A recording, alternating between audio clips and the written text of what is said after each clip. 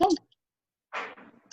Alrighty, so we're talking on Chapter 3, the law of the mirror. You must see value in yourself to add to yourself. Personal development is the belief that you are worth the effort, time, and energy needed to develop yourself. And that was something that Dennis Waitley said. And sometimes those are things that are difficult for us, is to find that belief in ourselves, that self-worth. You know, a lot of times when we have failed at something, we feel like we don't have any of that self-worth. And so the thing is to get right back up there and do it again. If you fall off the bike, get back on the bike and do it again. In this chapter, John C. Maxwell starts out with him saying that all people have the seeds of success within themselves. All we need to do is to cultivate the seeds, water them, feed them, and they will all grow. And this really hit me because I'd never really thought about, I guess I've always kind of struggled with that, with believing that I can succeed at my dreams. I think it's just always been maybe a low self-esteem issue that I've always had.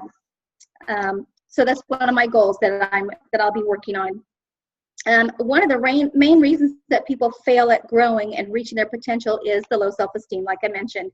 And that post I shared today, I shared a post this morning that said, you need to select your thoughts the same way you select your clothes every day. This is a power you can cultivate. And I never even thought about it that way, but you're right. We are our own worst enemies. We are so good at talking negative to ourselves and maybe getting onto ourselves when we haven't done something the way we think it should have been done. And instead of at least patting ourselves on the back and saying, okay, you did your best today, tomorrow do better. Johnetta McSwain, her story was just a very tragic story, but yet inspiring. Even though she didn't change her mindset until she was almost 30, most people in her shoes would have just continued living the same life that she had been living previously. Or I feel like I would have. I mean, just to be, all the stuff that she went through just really tugged at me. But she loved her two sons enough that she decided they were not going to have the kind of life that she had. And so she didn't. She left the toxic and negative relationships that were around her, the families that were with her, and she started all over again. What a brave person she was. If we're determined and focused, we can accomplish to set out to be what we want. And she maintained her vision she had for herself and her future. She completed her degree in 3 years, and she did not allow the negative words of the others to get in her head and to get her thinking the negative thoughts. So, power of a positive self-esteem. Hang on, let me get to my spot here.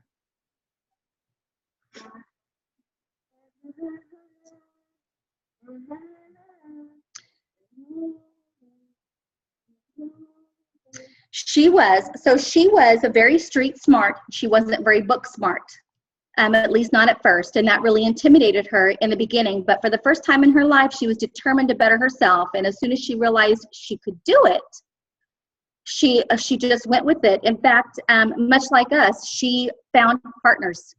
She found people to partner up with, to study with, people who were a little smarter than she was, book smart than she was. Which is great for all of us as our group. I think that kind of how that ties in together, how we're all with each other, we support one another, we help each other. If we have questions, we know we can go to each other in our business. And on the other hand, if you believe that you're worthless, you're going to be worthless. If you keep talking to yourself and you feel like you have no self-worth and no value, you won't be able to do that. And low self-esteem puts a ceiling on our potential. And if we believe that we're inadequate, we're never going to succeed. And others are going to see that too. You know, when you put a cap on yourself, they're not going to see you as being one that is capable or able either when you put yourself in a position like that. So if you see yourself, if your desire is to be a 10, but you're a 5 in your self-esteem, you're never going to perform at that level 10. So this is where I have some issues once in a while, because I have these big dreams, but sometimes I have a difficult time wanting to reach those dreams because I am a negative self-talker. So I need to stop doing that. The value that we place on ourselves is usually the value others can place on us. We can't live our lives worrying or wondering what others think about us. We need to be more concerned about what we think of ourselves.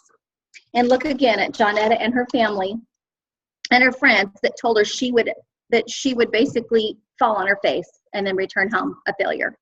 But she didn't care. She had her own solution. She said, you don't have to accept what people say. You have to be. And that's a wonderful thing. If you put a small value on yourself, be assured that the world will too. If you want to become the person you have the potential to be, you must believe that you can. And so now we need to go to the steps to building our self-image. I'm going to lose my spot.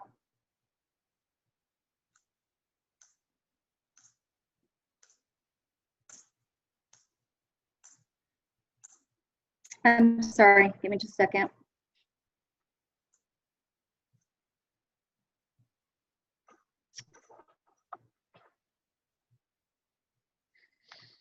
So by the time you are 17 years old and you've heard, no, you can't, on overall 150,000 times, and have heard only you can about 5,000 times, it makes it for a powerful belief of I can't, and that's a lot to overcome. Johnetta McSwain had to overcome that, and it took her many years. And if she can do that, so can we. As we grow older, we're more responsible for how we think, how we talk and believe. We tend to have enough problems in life already, so why add discouraging words of negative self-talk every day? Be your own encourager and cheerleader. Every time you do a good job, pat yourself on the back. Pat yourself on your back. Tell yourself the job was well done. And don't complain. Don't feel guilty or feel bad that you didn't do everything that you were trying to accomplish for that day. Move beyond your limiting beliefs and add values to others.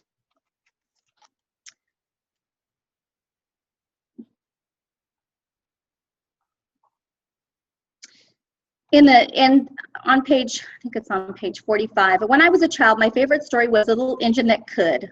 Why? Because I found it so encouraging. I used to read it over and over, and I used to think, that's me. I think I can too. You need to learn to become your own encourager and your cheerleader. And stop comparing yourself to others. When you're in your career, like with us in our career that we're doing, we can't compare ourselves to others. Just because somebody has ranked a lot faster than we have doesn't mean that we're not going to rank. But we might have some things that are hindering us from that, and we need to find what those are, and we need to do a little bit every single day. We've got to figure out what our roadblocks are, and we need to chip away at those. And in order for us to continue to grow and to move ahead, we need to do a little bit every day. And don't be discouraged. And don't have any distractions. Just try to keep yourself from having distractions. And I love the old comic strip that Jeff McNally was talking about. He said in one of his favorites, Shu is pitching in the baseball game. In a conference on the mound, his catcher says, you've got to have faith in your curveball. It's easy for him to say, grumbles Shu, when it comes to believing in myself, I'm agnostic. Unfortunately, that's the way a lot of people think about themselves. They don't believe that they can accomplish great things. But the greatest limitations people experience on their lives are usually the ones they impose upon themselves. An industrialist, Charles Schwab, said, when a man has put a limit on what he will do, he has to put a limit on what he can do. And that was true again for Johnetta. As soon as she changed her self-limiting thinking, she was able to change her life. So we need to stop limiting ourselves and start reaching for the beliefs that we have, and we need to be empowered by that.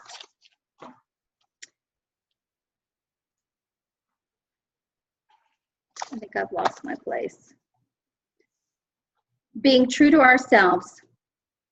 So we need to be true to ourselves, and we need to value ourselves. and build up our self-esteem. And every time we take action, that will build character, and we become a stronger person.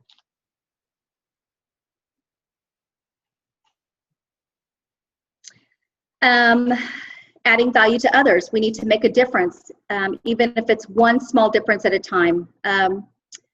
It's hard to feel bad about yourself when you're making a difference in others' lives, even if it's, donating our time somewhere, at a soup kitchen, helping the homeless, Bible studies. Bible studies are great. Hey, Mima. Hold on one second, sweetheart. We need to do the right thing, even if it's a hard thing to do. When we're doing the right thing, it's hard to feel guilty when you're doing the right thing.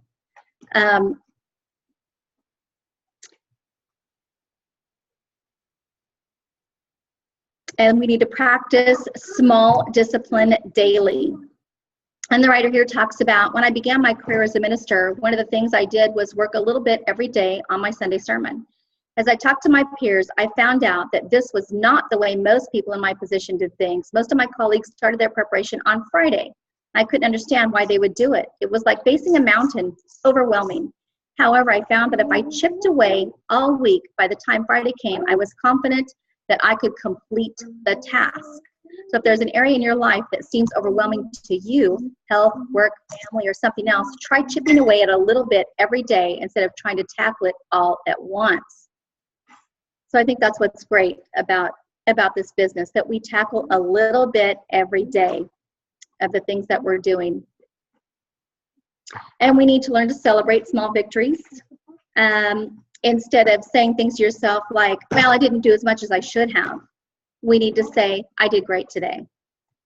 We need to take pride in what we're doing and be happy with ourselves that we're accomplishing, even if they're small mountains. We need to be happy that we're accomplishing these things. Stay right there, sweetheart. Number 8, embrace a positive vision for your life based on what you value. When Reese Witherspoon won the 2006 Oscar for Best Actress for her portrayal of June Carter Cash in Walk the Line, she quoted June Carter Cash saying, "People used to ask June how she was doing, and she would say, 'I'm just trying to matter.' I know what she means. We all want our lives to matter, and that's hard to do when we don't believe we matter. If you have a positive vision for your life and you take action to fulfill that vision, then you will more readily recognize that your life matters. For example, Johnetta McSwain loved and valued her children, and she had a positive vision for them, one where they prospered and broke the cycle of violence perpetuated by the men in their family. Because of that, she took action to fulfill that vision. So what do you value? What prompts you to see a positive vision for your life? If you don't have a vision, you're likely to be apathetic. So we all need to take action. We all need to find that vision in our life, and we all need to find what is truly important to us. Our families, getting out of debt. There's so many different things that we have, and we need to take a positive action towards those. And 9, we need to practice the one-word strategy. Hang on one second.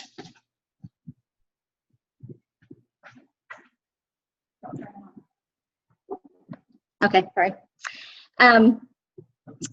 So in 9 where it says practice the one-word strategy, you need to find that one word about yourself that describes yourself, a positive word.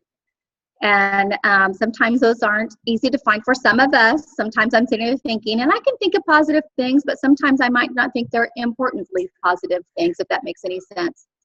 But you need to find that positive thing, that positive word. And instead of seeing 300 different words on a page, the person's attention and intention is focused immediately on that single word, that single gift. So let's find the positive word that describes ourselves. And if you could pick only one word to describe yourself, what would it be? So it's good to find that positive word. And if you're not having any positivity, you need to change your mindset, the way that you're thinking. And number 10, take responsibility for your life. We tend to get in life of what we are willing to tolerate. If we allow others to disrespect us, we get disrespected. If we tolerate abuse, we get abused. If we think it's okay to be overworked and underpaid, guess what will happen? If we don't have a plan and purpose for our lives, we will become part of someone else's. It's no mistake that Jonetta's life turned around when she took responsibility for herself and where she was and decided to get control of her life and make positive changes. those changes weren't easy, nor did they occur quickly. She had to dig herself out of a big hole, but she did it, and so can you. That's huge. She's accomplished great things, and I feel like I can't complain. I didn't have the life that she had, so I have no excuse. That's a wonderful thing that she went through. So no matter what you've been through in your life, you do have value, you do have self-worth. No matter what kind of traumas you suffered or mistakes that you've made, you can become a person that has potential to be whatever it is that you want to be. And those are a lot of things that really touched me and made me take self-note of myself, the things that I need to work on. So I need to make my list of personal qualities. I need to build up my self-esteem. No matter how much my husband tries to help me, and he's always really good at that, it still is up to me to build my self-esteem. He can encourage me all day long, but I have to allow that, and I have to believe it in myself. Nobody can make you do it. Okay, does anybody else have anything to add to that?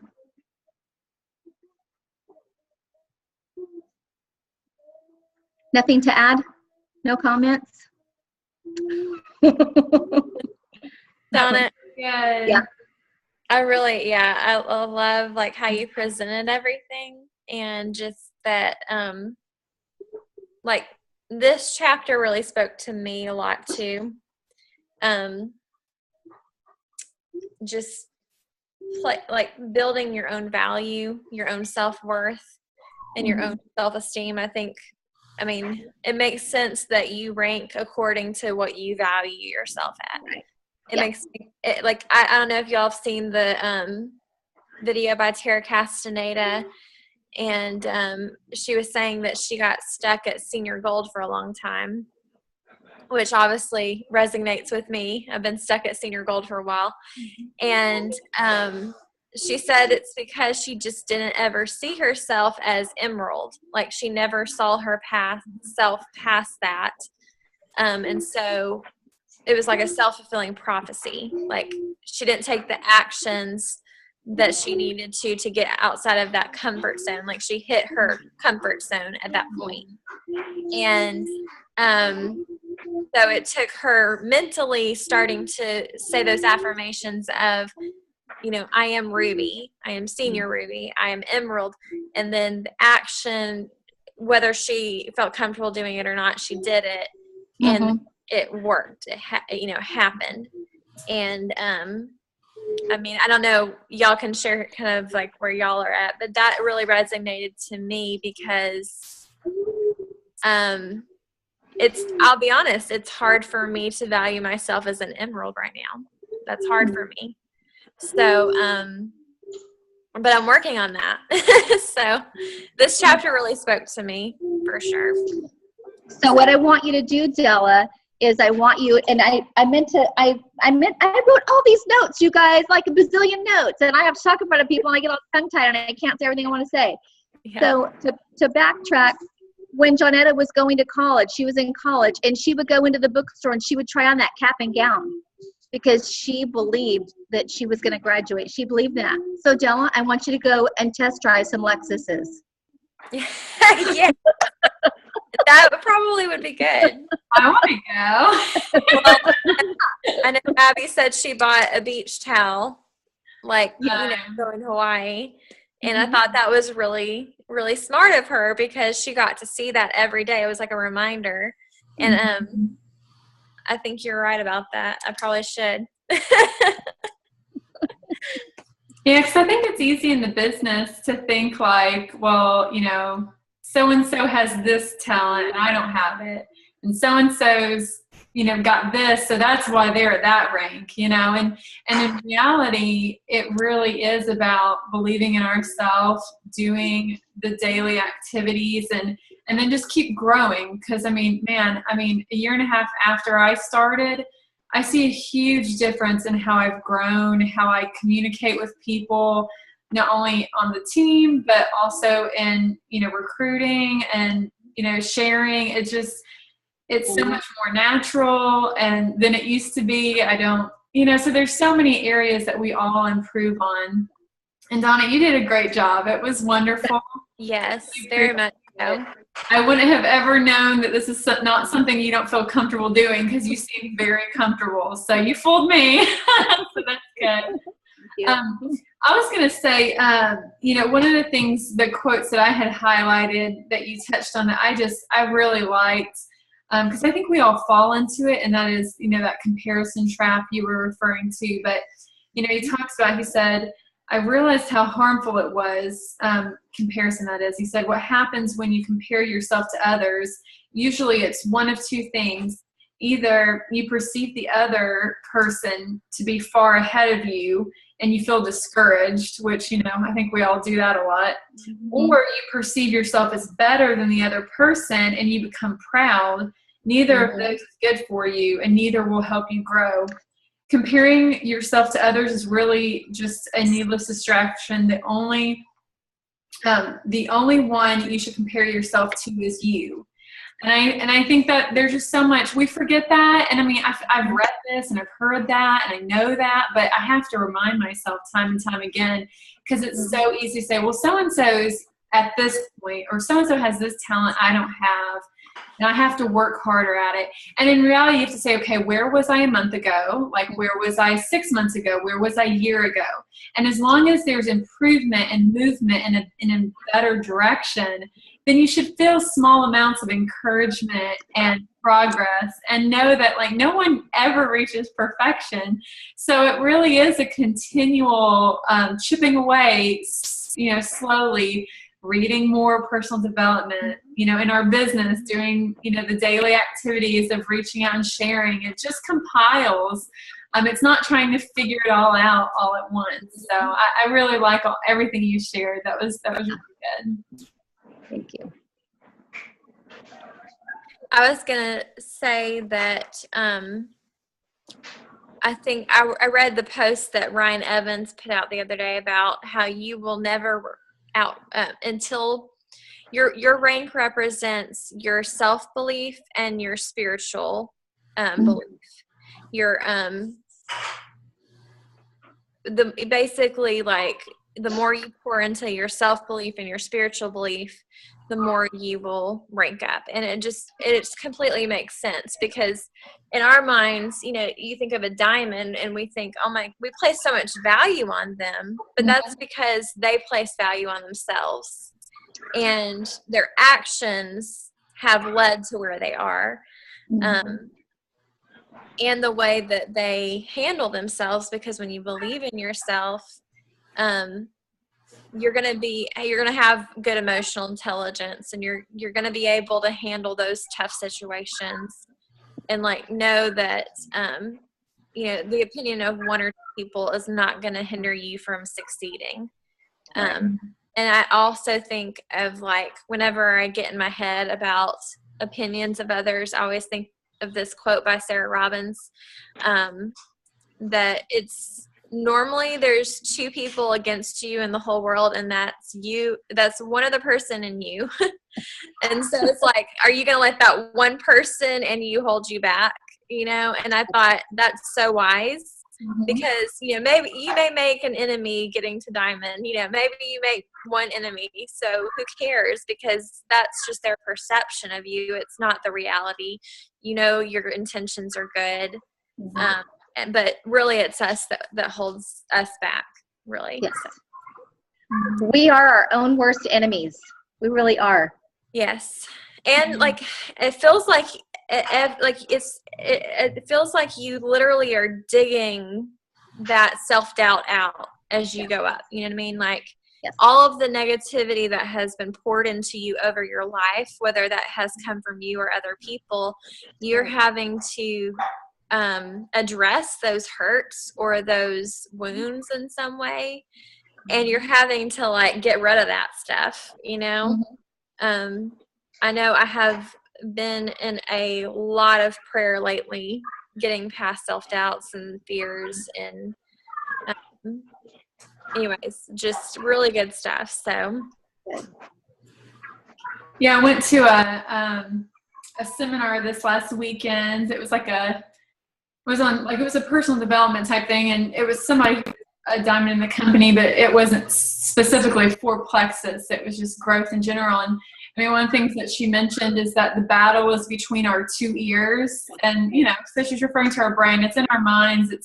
It's really so much of how we perceive things, and really the direction of our life is what's between our ears. And so I mean, it's hard to have that self-discipline to where we shut a thought down when it pops in, instead of letting it just plant and sit there and just affect our mood and affect our life, and let it seep into ruining everything. And so we just have to really be diligent to guard our minds. And sometimes one thing that I know for me, no matter what it is just stopping when you're having those moments and just think for about 5 minutes about things you're thankful for. Really stop. And I mean, whether this is in your business, if you're frustrated in your business, stop for a minute and be like, what has this business brought me? I'm thankful for how much better I feel, since I've started the products. I'm thankful for, the community I have, the support. So list of things you're thankful for if you're down about your business. I mean, but this is good for the rest of your life too. I mean, so many times we focus on what's not going right and what we don't have, or instead of focusing on what we do have. And so many of us, I mean, being in the United States alone, we have so many blessings others don't. And we really, need to be focusing on those things. And thankfulness and gratitude can really transform your bad day or mindset. And it does take being purposeful about it and stopping and giving yourself those 5 minutes. But it can really shift your day instead of letting it be a bad day, We have 5 minutes. Any other comments from anyone who hasn't gotten to share anything, or anything that you heard that you just really felt like, wow, this was great from the chapter, or this is something I heard tonight?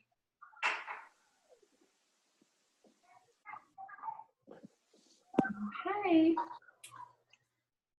Well, we really appreciate it, Donna. And next week, we're going to have Michelle, right? You're still good for next week? Yay! I remember when Michelle was terrified to even make a video to post on Facebook, and she has continued to push herself out of her comfort zone. So I'm super excited. I've seen growth in her, and it's neat for us all to grow together like this. Absolutely. Well, we have a few more minutes. Does anybody have anything not related to the book club, just business or anything you've got a question about that we could answer for you? I've actually got one of my level ones that is starting to share Plexus on Facebook, and she's got 4 customers, possible ambassadors at work. Wow, how exciting. And it's Erica. I've been working on her for a long time. Yeah. Oh, to go silver just quickly like that. That would be wonderful. She's already silver. I want her to get to gold. Oh, yeah. Erica. Sorry, no, you're right. Mm-hmm. Yeah. Yes. So, okay, so moving closer, inching closer to gold then. I'm hoping so. Yes. So exciting. Congrats, Donna. That's great. Aww. Yeah. And I'm excited about Vegas. Me too. I know. I just want to say that, I don't know if y'all seen the convention points and everything, and what you win based off, how many points you get. But I just wanted to remind everybody, definitely keep that in mind so you know what you can shoot for. I'm personally shooting for Winner's Center. I'd love for everybody else to come with us. So, and obviously before that is the $100. So anyways, just wanted to encourage everybody to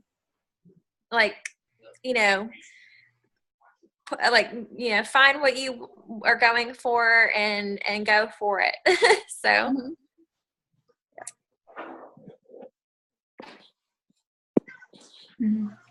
Okay. Well, I guess we'll call it a day unless anybody else had anything else. I think that's it. Okay. Take care, guys. Thanks again. Good night. Okay. Good night.